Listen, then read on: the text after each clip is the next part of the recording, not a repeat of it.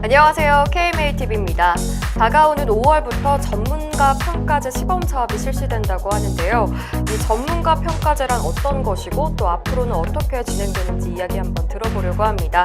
오늘 이 자리에 의협 전성용 법제이사님 나와주셨습니다. 안녕하세요. 안녕하세요. 네, 이사님 안녕하세요. 예. 저희 이 전문가 평가제 시범 사업 어떻게 시작된 건가요? 예, 저희 그 전문가 평가제는 그 40대 이제 세대 집행부가 들어오고 나서 저희들이 지금 중점 사항 중에 하나가 자율 징계권 확보, 의사들에 대한 의협의 자율 징계권 확보, 그다음 자율 규제 강화. 그래서 이런 부분에 대해서 저희들이 관심 있게 지금 집중 추진하고 있고요. 제가 그 담당 주무이사로서 지금 하고 있는데 생각대로 좀 잘 되지 않고 있어가지고 좀 답답합니다. 네. 그렇다면 이게 앞으로 진행될 전문가 평가제가 어떻게 진행되는지도 알아봐야 될 것 같은데요. 네. 참여하는 지역이 몇 군데 정도 되나요? 네, 지금 저희들이 참여를 시도회장단 통해서 저희들이 참여 독려하고 있고요. 네. 지금까지 참여하기로 한 거는 서울, 부산, 기타 해서 한 8군데 정도 되고 앞으로 좀 더 확대될 예정입니다. 네, 그럼 전문가 평가제에서 자율평가 대상 유형에는 또 어떤 것이 있을까요? 이게 지금 핵심인데요. 전문가 평가제라는 취지가 뭐냐면은 이게 의사들을 옥죄거나 규제를 하겠다는 게 아니고 전문가 단체로서 저도 변호사지만 대한변호사협회가 가지고 있는 변호사들에 대한 전문가 단체 징계권 이걸 의사협회도 가져야 되겠다. 그다음에 의사의 행위에 대해서 쉽게 얘기해서 의사의 이 불법 행위나 품위 손상 행위나 기타 행위에 대해서 의사가 제일 정확하게 판단할 수 있는 거거든요. 복지부 공무원들이나 아니면은 수사기관이나 법원의 판단을 보다도 의사 스스로가 평가를 받게 하는 게 더 국민 전체를 위해서도 좋고 의사 회원들을 위해서도 좋다는 취지에서 하고 있는데 그 유형은 대략 이렇습니다. 의사 면허 관련해서 결격 사유에 해당되는 경우가 좀 있어요. 예를 들어 보면 요즘 문제가 되고 있는 향정, 마약 이런 부분에 대한 부분이 있을 수 있고, 네. 그다음에 의사가 품위 손상하는 행위 이런 것들이 있을 수 있고, 비도덕적인 진료 행위 이런 것들이 대표적인 경우가 될 수 있고요. 네. 그다음에 무면허 의료 행위, 그다음에 환자 유인 행위, 사무장 병원 같은 거, 그다음에 비윤리적인 진료 행위, 예를 들어서 일회용 주사기를 또 사용한다 할까, 이런 것들. 그다음에 회원들 간의 전공의 폭행 사건들. 그다음에 기타 광고 규정 위반. 그다음에 더 중요한 건 전문가 평가단의 조사가 필요하다고 인정했던 그런 부분을 자체적으로 판단해서 중대한 부분에 대해서는 우리가 조사 대상에 넣어가지고 하려고 하고 있습니다. 네. 그렇다면 이렇게 조사를 진행하게 될 전문가 평가단 구성도 어떻게 되는지 궁금한데요. 평가단은 일단 시도하고 시군구로 나눠가지고 한 2명에서 한 5명 정도의 평가위원들, 평가단을 구성을 할 거고요.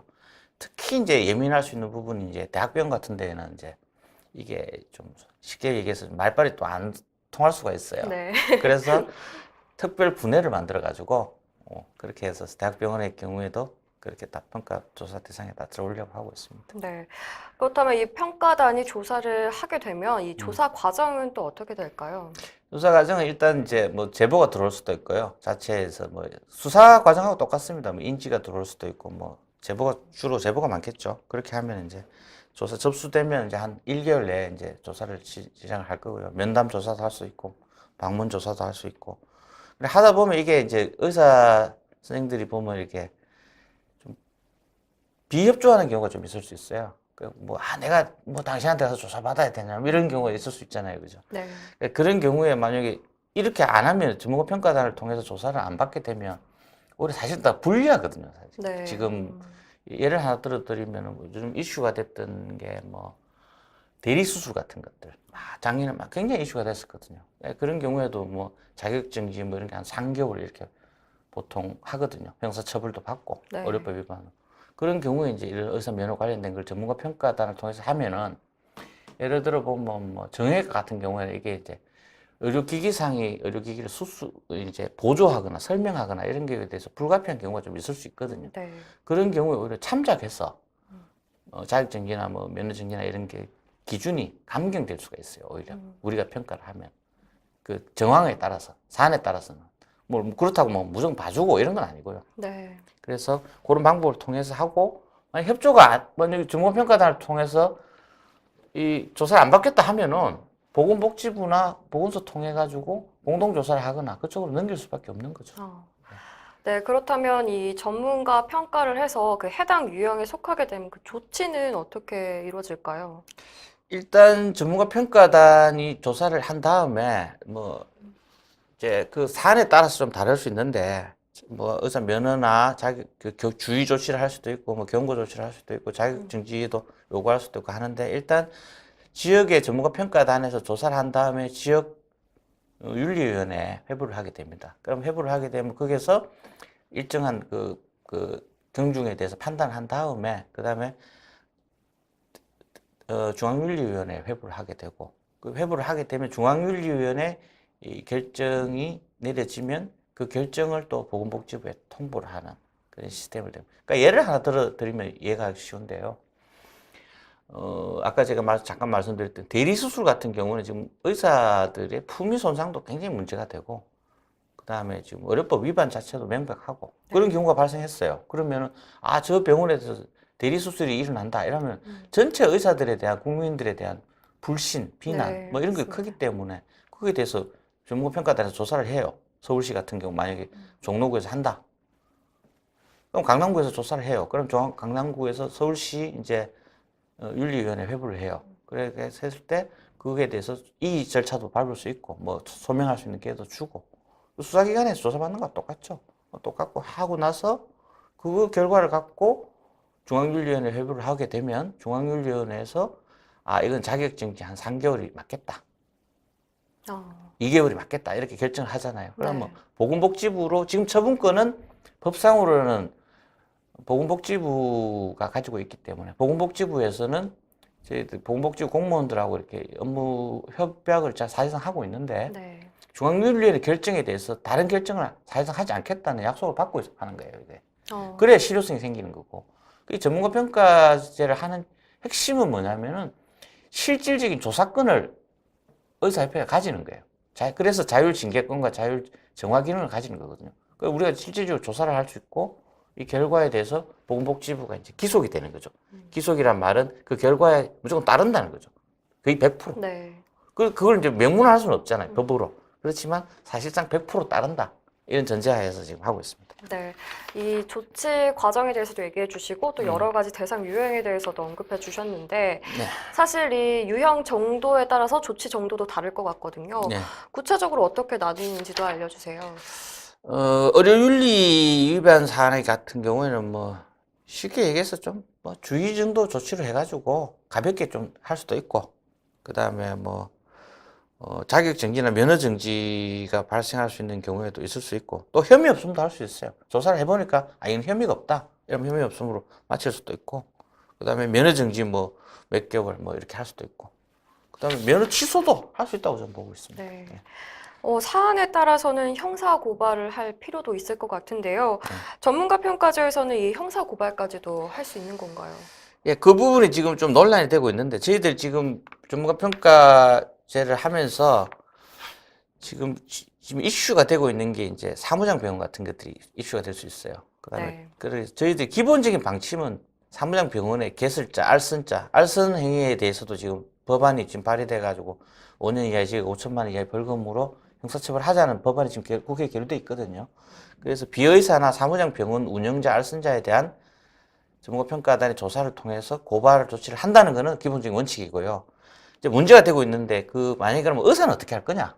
의사 회원들은 어떻게 할 거냐 이러는데 제가 봤을 때는 아주 좀 속된 말로 좀 이거는 우리 의사 선생님들 사회가 좀 정화되기 위해서는 자율 징계와 규제가 되고 정화되기 위해서는 사안이 아주 중한 경우에는 저희들은 의사도 고발을 해야 된다는 게 제 입장이고요.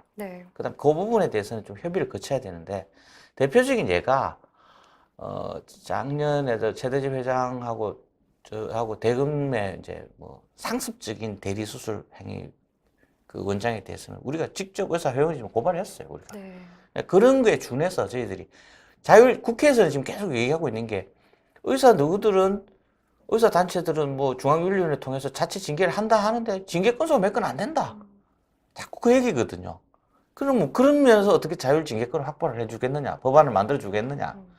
그런데 저희들이 기본적인 방침은 뭐냐면 의사라고 하더라도 다 보호하자는 게 이 전문가평가 취지가 아니고 문제가 있는 의사들을 좀 골라낸다고 그랬더라. 네. 징계를 통해서 대다수의 선량한 의사들이 오히려 보호받을 수 있는 그런 제도가 전문가 평가자인 거지. 이게 무조건 뭐 의사라고 해가지고 자기 팔 감사 안 듯이 다 보호하자 이런 건 아닙니다. 네. 이사님께서 이 전문가 평가제 필요성에 대해서 좀 얘기를 해주셨는데, 사실 이 전체적인 운영과 관련해서 또 추가적으로 하실 말씀 있으실까요? 예, 제가 뭐 이렇게 뭐 한번 대한의사협회 이제 법제이사를 하면서 네. 제가 변호사업도 하고 있으니까요. 변호사업도 하고 있는데 제가 의사 선생님들 상대로 해서 소송도 많이 대리해보고 형사 고소 고발 뭐 피의자로서 조사도 많이 받아보고 같이 입회도 해보고 조사도 많이 해봤거든요. 제가 속된 말로 이제 의사를 대리하는 의사 전문 변호사로서 활동을 많이 해오고 있는데 지금도.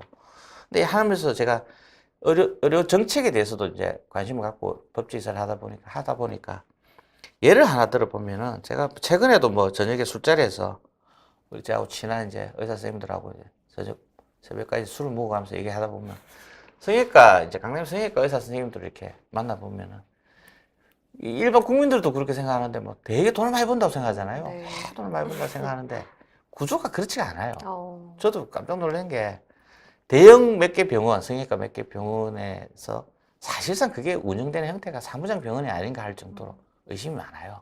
그럼 이 사람들이 만약에 의사 선생님들이 강남 성형외과 선생들이 한 달에 100을 번다 치면은 그 중에 광고비 빠지고 뭐 유튜브 페이스북 요즘 문제되고 있는 뭐 그런 것들 있지 않습니까? 또 뭐 그런 게 광고비 다 빠지고 그다음에 상담 실장들이라 뭐 다 빠지고 그다음에 실제 수술하고 나면 또 에러가 발생했다 이래가 또 컴플레인 들어오면 또 리턴 해주고 뭐 이거 다 빠지고 임대료 빠지고 세금 내고 남는 게 없어요. 그럼 또 할인 자꾸 이제 저가 할인이 되는 거예요. 예를 들어보니까 뭐 코 수술하고 이런 거 예전에는 뭐 500, 600 했다더만 요즘 뭐 200만 원 이렇게 받고도 한다면서요. 그러니까 이렇게 된 이유가 뭐냐고 물어보니까 대형 병원이라는 게 이제 성형외과 의사들 고용해가지고 막 대형 병원에 해가지고 이게 실질적으로 돈은 누가 버냐? 의사들이 버는 게 아니고 그걸 하고 있는 사무장 병원들이 다 버는 사무장들이 버는 거예요. 경영자죠, 경영자. 그러니까 의사들은 일만 하는 노동자가 돼버리는 구조가 되는 거예요. 이런 문제에 대해서 저는 의사 사회가 한번 각성을 좀 해야 된다. 자꾸 자기 살 깎아먹기로 해서 빠지고 나면 결국은 의사가 존중받거나 돈을 벌 수 있는 구조도 아니고 결국 이런 구조에 대해서는 우리가 한번 냉정하게 우리가 들여다보고 우리가 한번 필요한 몇 개 병원에 대해서는 조사를 좀 필요하지 않을까. 그러면 강남의 성형외과만 이게 좀 정화가 되면은 네. 대한민국 성형외과는 다 정화가 돼요. 구조가. 네. 그럼 선순환 구조가 되고 뭐 성형 부작용으로 뭐 소송 들어오고 뭐 의뢰하는 경우도 많던데 저한테도 그런 경우도 좀 클리어해지고 문제가 안 생긴다는 거죠. 그게 선순환 구조가 아닐까. 저는 그렇게 개인적으로 좀 생각하고 있고 이런 제도를 통해서 그런 케이스들이 좀 꼭 사무장 병원뿐만 아니고 의사 사회가 좀 1%를 쏟아내므로써 99%가 건강해지는 그런 전문가 단체로 거듭나야 된다. 저는 그렇게 보고 있습니다. 네, 그렇다면 이사님께서는 이 전문가 평가제 사업을 통해서 좀 큰 변화들이 있을 거라고 예상하시는 거죠? 네, 저희들은 기본적으로는 대한의사협회 40대 집행부 임기가 이제 1년 지났고요. 한 2년 정도 남았는데 새로운 또 집행부가 또 들어서고 또 뭐 하겠지만 의사사회가 기본적으로 가져가야 되는 게 의사 면허에 대한 관리 감독, 그다음에 의사에 대한 전문가의 징계권 이것은 의사들이 가지는 게 맞거든요. 네. 그런 방향으로 가기 위한 첫 번째 걸음이 전문가 평가제입니다. 이거에 대해서 보건복지부도 면허 관리나 이 징계에 대해서 권한을 보건복지부 스스로 하다 보니까 자기들도 문제가 있다는 걸 알거든요. 예를 들면 수사기관도 마찬가지예요. 일개 의사 선생님들이 자기는 평생 대접만 받고 살았던 사람들이 뭐 어떤 문제가 돼가지고 경찰서에 가가지고 이렇게 조사를 받아보면 아주 모욕적인 경우를 많이 느끼거든요. 그러니까 그런 경우에 그런 과정을 거쳐가지고 면허가 박탈되거나 면허가 정지되거나 뭐 영업이 병원 운영을 정지시키거나 이런 거에 대해서 의사 선생님들이 무방비 상태예요. 자기가 소명할 수도 없어요. 그걸 알아듣지도 못해요. 수사기관이나 공무원들이 알아듣지도 못해요. 네. 쉽게 얘기해서. 저희가 이제 그런 행정소송 같은 것도 많이 해보는데, 그런데 그런 경우에 대해서 의사 선생들은 알아들을 수 있거든요. 네. 평가단에. 명망 있는 평가단만 구성된다면 그거에 대해서 자기가 충분히 소명할 수 있고, 아, 내가 이런 경우에 대해서 스스로 또 잘못하는 것도 있거든요. 의사 선생들이. 네. 의사 선생들은 잘못 없다 이건 아니지 않습니까? 네. 모든 전문가들 다 잘못한 거 있거든요. 그거에 대해서는 의사가 판단해서 아, 이거는 적정한 징계 양정을 하고, 그 다음에 다시 어떤 경우에는 또 이런 거에 주의 조치를 주고, 뭐 재발 방지도 좀 하고, 교육도 좀 시키고, 그렇게 하면 의사 스스로도 의사 사회가 건강해지는 거거든요. 그러니까 그런 계기가 전문가 평가제가 됐으면 하는 게 제 바람이고, 의사를 말을 보호하기 위한 제도는 아닙니다, 절대. 네. 이거에 대해서는 징계를 앞으로 제 개인적인 생각으로는 이게 좀 초창기에는 어떨지 모르겠는데 제도가 안정이 되면 좀 오히려 더 좀 의사 사회에 도움이 되는 방향으로 제도가 운영되지 않을까 하는 관심이고, 이게 대해서 많은 관심 좀 가져주셨으면 고맙겠습니다. 네, 관심의 당부까지 말씀을 해주셨는데요. 오늘 참 얘기를 많이 해주신 것 같아요. 이것저것 운영 과정 전반적으로. 네, 아무튼 오늘 말씀 고맙습니다. 네, 감사합니다. 감사합니다. 예. 5월부터 시행되는 전문가 평가제가 어떻게 운영이 되는지 전반적으로 살펴봤습니다. 우리 회원분들께서는요, 아, 전문가 평가제가 이런 거구나 라고 명확하게 이해하고 계시는 게 좋을 것 같습니다. 많은 관심 가져주시고요. 준비한 방송은 여기까지입니다. 시청해주셔서 고맙습니다.